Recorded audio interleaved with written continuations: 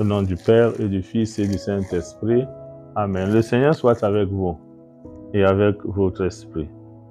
Nous célébrons aujourd'hui le Saint-Sacrement du corps et du sang du Christ. La première lecture est un extrait du livre de la Genèse, chapitre 14, versets 18 à 20. Le psaume 109, tu es prêtre à jamais, Christ et Seigneur. La deuxième lecture est un extrait de la lettre de Saint Paul apôtre aux Corinthiens, chapitre 11, versets 23 à 26. L'évangile est un extrait de l'évangile de notre Seigneur Jésus-Christ selon Saint Luc, chapitre 9, versets 11 à 17. Nous célébrons aujourd'hui, comme nous l'avons souligné, le Saint-Sacrement du corps et du sang du Christ. Le psaume 109, dans son refrain, nous enseigne ceci.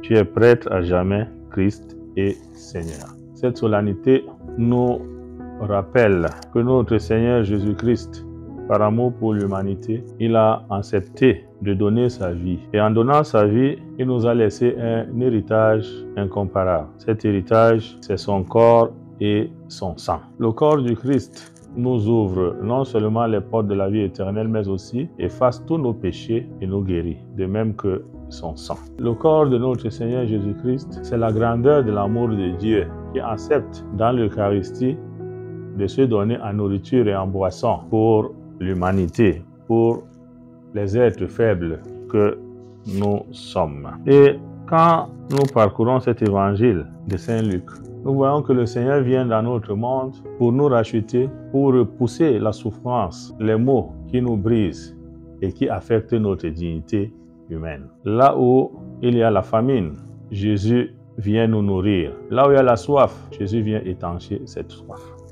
Donc en célébrant cette solennité du Saint-Sacrement du corps et du sang de notre Seigneur Jésus-Christ, en célébrant cette fête du Saint-Sacrement du corps de notre Seigneur et du sang de notre Seigneur Jésus-Christ, nous devons avoir une grande adoration de l'Eucharistie. C'est-à-dire, la célébration de la messe n'est pas un jeu, c'est une rencontre aimante avec Jésus, avec Dieu. Et nous devons avoir une très grande dévotion du Saint-Sacrement. Et aujourd'hui, par amour pour nous, Jésus sort du tabernacle, il sort de l'église pour aller à la rencontre des hommes et des femmes dans les quartiers. L'amour de Jésus n'a pas de limite. L'amour de Jésus n'a pas de fin. Il va dans des quartiers parce qu'il partage nos souffrances. Il partage nos douleurs. Il partage également nos joies.